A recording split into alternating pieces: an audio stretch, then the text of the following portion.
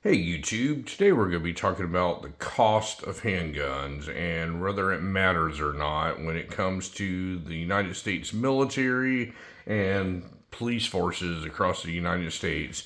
But before we get started, I'm going to let you know none of these guns are loaded, and when I pick them up, I will show you that they are clear.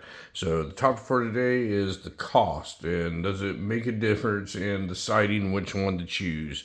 So I've gotten a lot of comments here lately about these SIG Sauer pistols versus these Glock pistols and which one is better. And I'm gonna lay it to rest today, folks. We're gonna discuss why certain people choose certain ones and why they make the decisions that they make. So I'm gonna pick this first one up here and show you that it's not loaded. And this is a Glock 19X, and this is what was Glock's submission to the modular handgun competition back in, I can't remember when it was, somewhere around 2015 or 16 or so. And the United States military was looking to replace the Beretta 92 that had been their service weapon since like the early 90s, late 80s or early 90s. And it was getting a little outdated. The guns were getting a little worn. They were looking for a replacement. So they called upon these popular firearm manufacturers to submit a gun with their standards and all that. And this was what Glock presented to the military. Now, the only difference in this one and the one that they presented was the military required that it had a thumb safety on the side, and the one that Glock presented to the military did have a thumb safety. But other than that, this is identical. Now, the reason I'm making this video today is I've gotten a lot of slack and a lot of comments here lately about these SIG Sauer pistols and claiming that these Glocks are superior. Now, folks, I do love these Glock pistols. I think they are absolutely fantastic. I mean, their reliability is unmatched, and you're never going to go wrong with a Glock pistol. And when they put these things through the test and the military, the Glock did perform very well. It did not fail in any of the tests or anything. But the one thing that the military cares about is cost.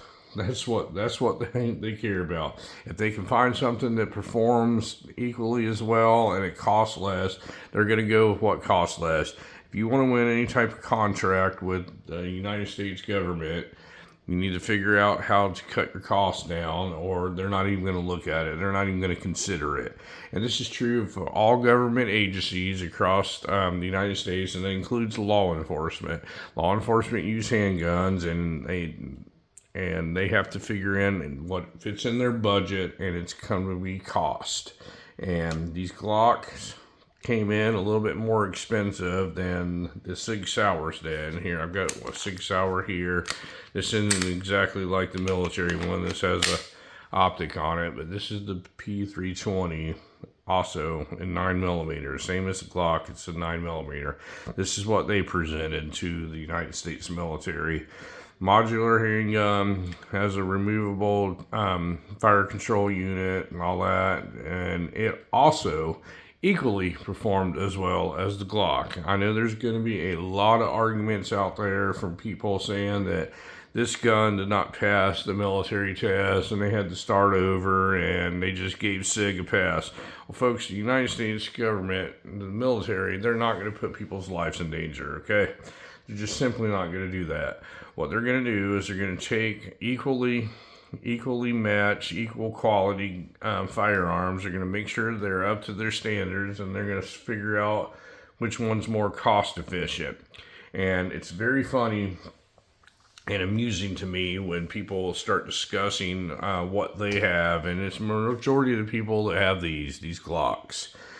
This is what they own, so they're convinced that this is the best and there's nothing any better. Well, that's not necessarily true, folks. No matter what product you're looking at, whether it be a firearm, whether it be a wristwatch, whether it be a car, whether it be an air fryer, it doesn't matter what it is. There's always another option out there that will work equally as well. And what you have to do is you have to pick what works best for you.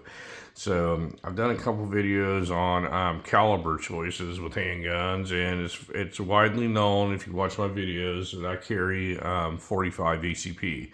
The reason I carry 45 ACP is because it simply performs better in every measurable aspect that you can measure something by. It has more energy, has more knockdown power, it's a better performing cartridge, but simple fact is it costs more than a 9mm. And if you can get something like this particular gun here, this is a full size 9mm that holds, this one here holds 19 rounds in the magazine because of this extension here on the bottom, but that holds 17 rounds of 9mm. That's the equalizer, folks. It takes more of them to perform better, and what folks that own stuff like this realize is it's cheaper and they can go to the range and they can shoot more. Well, that doesn't make it better. That does not make it better. If you have something that has more capacity on it, it's going to take more capacity. You're really going to end up spending the same amount in the long run. If you have a threat moving towards you, a 45 will stop it better than a 9mm. It's going to take more 9mm to stop the target. Therefore, you're going to spend the same amount of money. And people don't realize that. They know that they own a 9mm pistol, and that's going to be the end all. And their argument always is, it's always this, folks. These people that make these stupid arguments online is, well, the military uses it, so it has to be the best.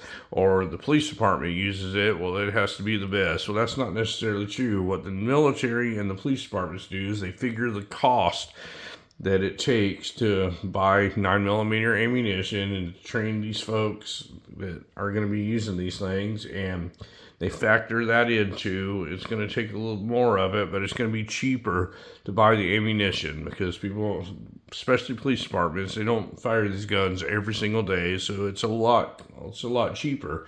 And when you're buying ammunition in that type of bulk, it does make a huge difference.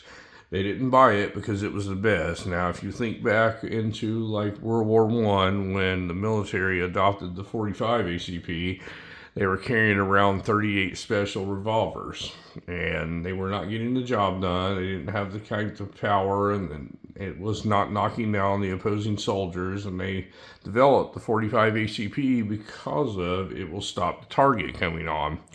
And if you fast forward in today's times, you can use a 9mm, which is the same size as a 38 special, and barely any more powerful, if any, if you compare ballistics with some hot 38 special and some 9mm.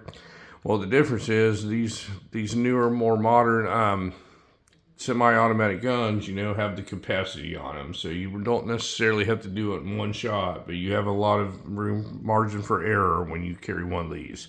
But it's always going to be the cost when you do anything like this, folks. But the people that make the argument that their 9mm is better than the 45, and because the government uses it, in different ways, like the police departments or the military, is absolutely ludicrous, because those same people, and they've done it here very recently, will sit there and argue against these SIG P320s. They tell you how SIG P320s is not a safe weapon because it doesn't have an external safety on them, and they just randomly go off.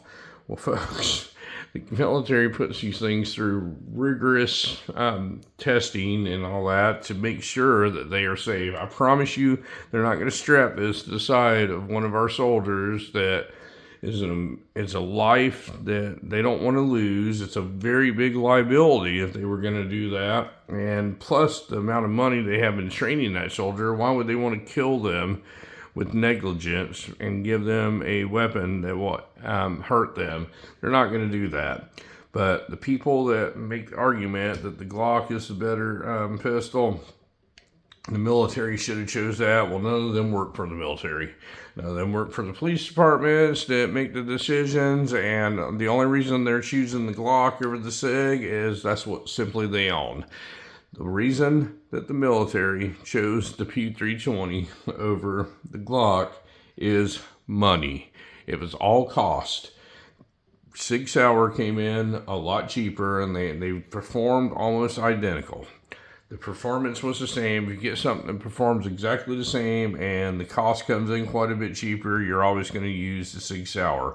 Now, did SIG use that to their advantage to sell the P320s? Of course they did. That's what they're in business to do, is make money.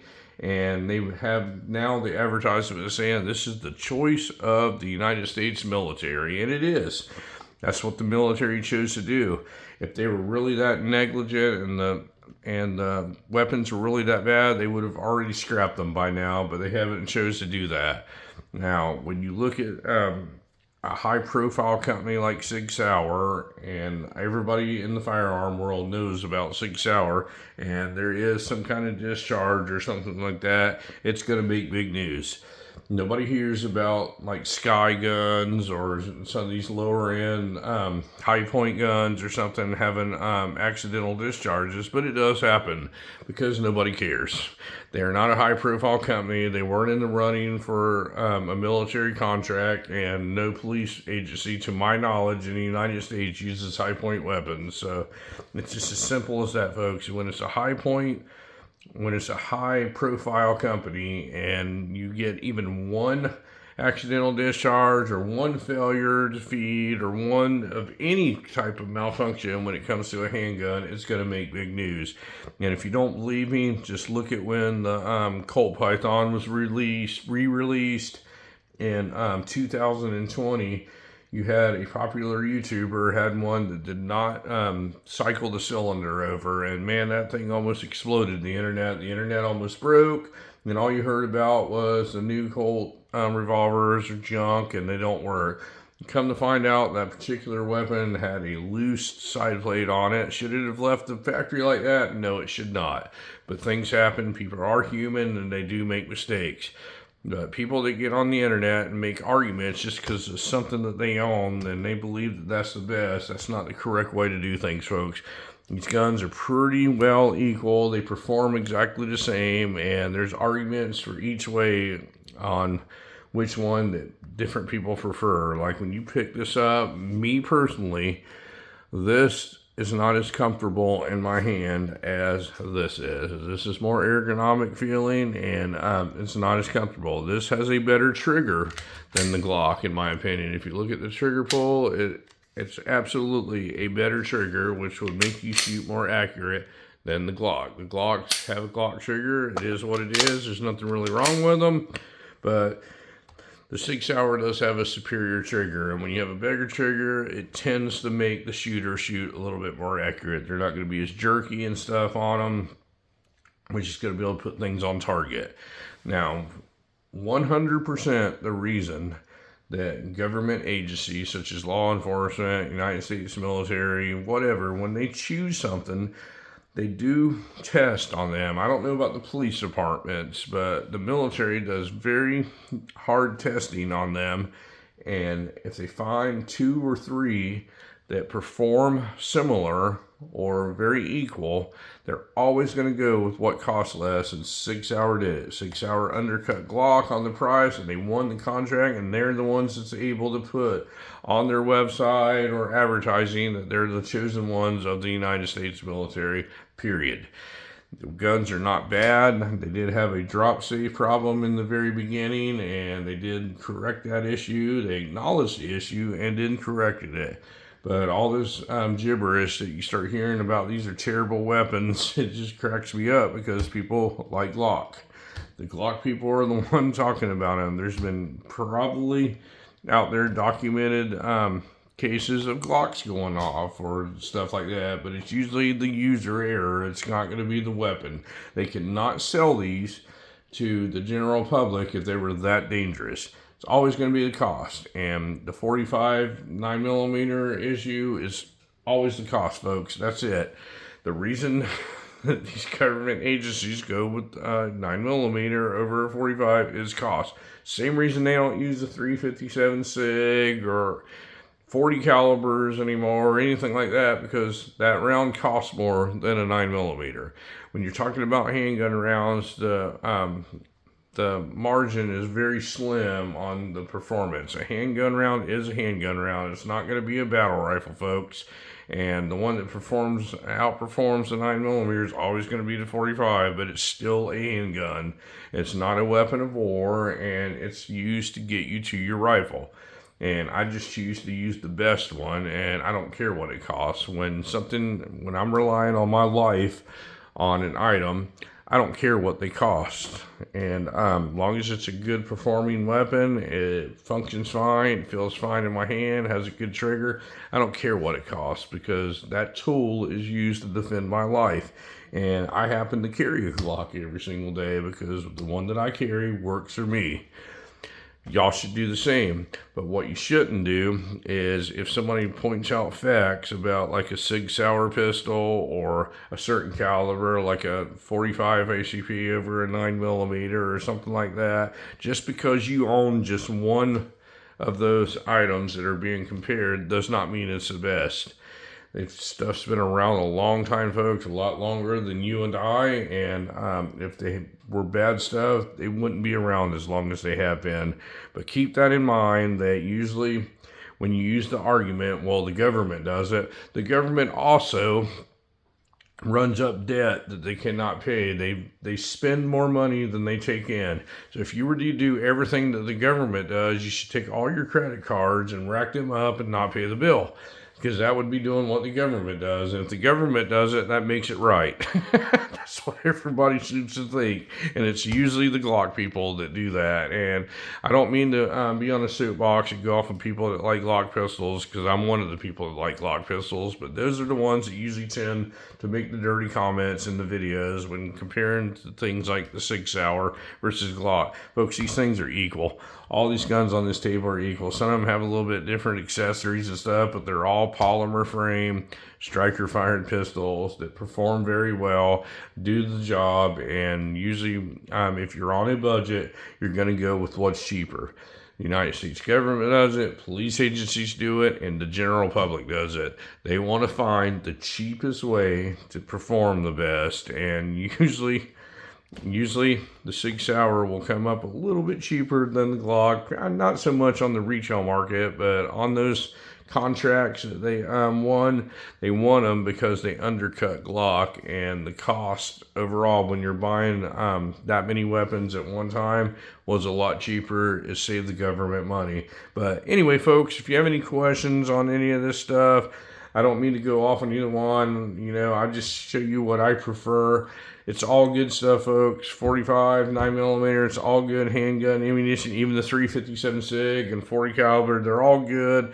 SIG Sauer, Glock, they're really good pistols. It's a personal preference thing. It's a budget thing. Whatever you choose, just make sure it works for you. Practice with it and train with it. But anyway, folks, let me know what you think about this video. Chime in. Let me know which one you prefer. If you think cost is a factor you should consider. And thank you very much for watching my video today. And you folks have a great day.